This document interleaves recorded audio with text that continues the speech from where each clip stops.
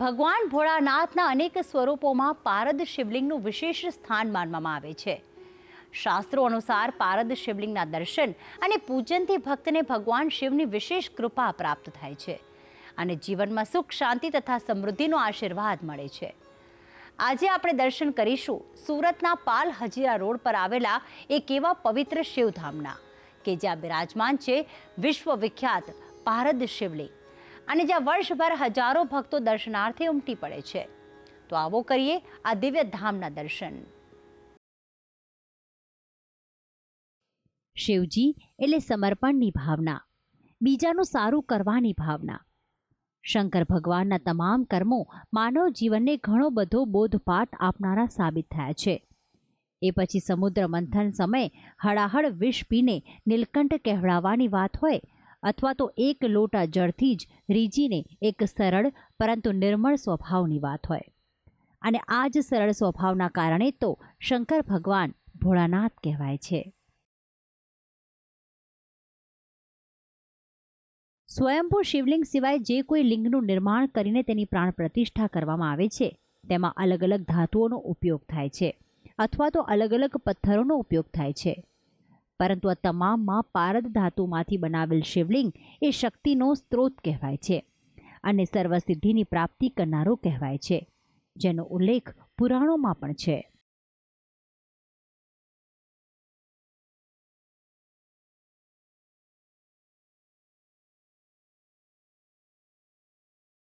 રસલિંગમ મહાલિંગમ શિવશક્તિ નિકેતનમ લિંગમ શિવાલયમ પ્રોક્ત સિદ્ધિદમ સર્વદેહી નામ.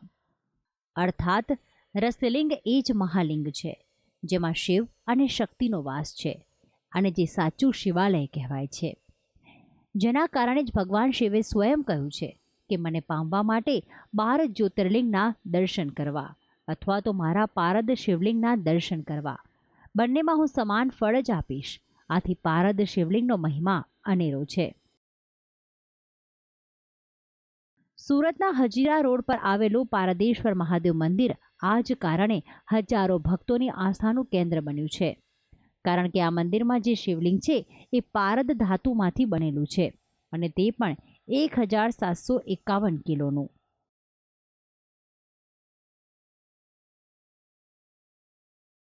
શાસ્ત્રોમાં પણ પારદ શિવલિંગનું ઘણું જ મહત્વ રહેલું છે.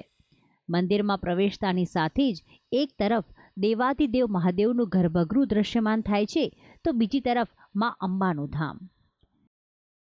શિવલિંગ પર પાણી ચઢાવીને ભક્તોને હર્ષની લાગણી જરૂરથી થાય છે અને જાણે દેવાદિદેવ મહાદેવ તેમની મનોકામના પૂરું કરવાનું વચન આપી રહ્યા હોય તેવો ભાસ થાય છે.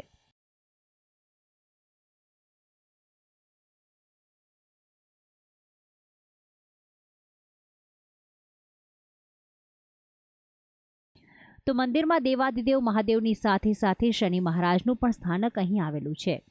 શનિ મહારાજ પણ શિવજીના પરમ ભક્ત હતા, ત્યારે શિવજીના આ અદ્ભુત મંદિરમાં સૂર્યપુત્ર શનિદેવના પણ દર્શન થઈ શકે છે. તો સાથે જ અહીં શિવજીના અવતાર ગણાતા મહાબલી બજરંગબલી શ્રી હનુમાનજીનું પણ સ્થાનક છે, જ્યાં હનુમાનજીની સિંદૂરી મૂર્તિ અને અન્ય મનમોહક હનુમાનજીની મૂર્તિના દર્શન પણ થાય છે. તો વળી મેલડી માતા તેમજ માં અંબેના પણ દર્શન આ પાવન સ્થળ પર કરી શકાય છે.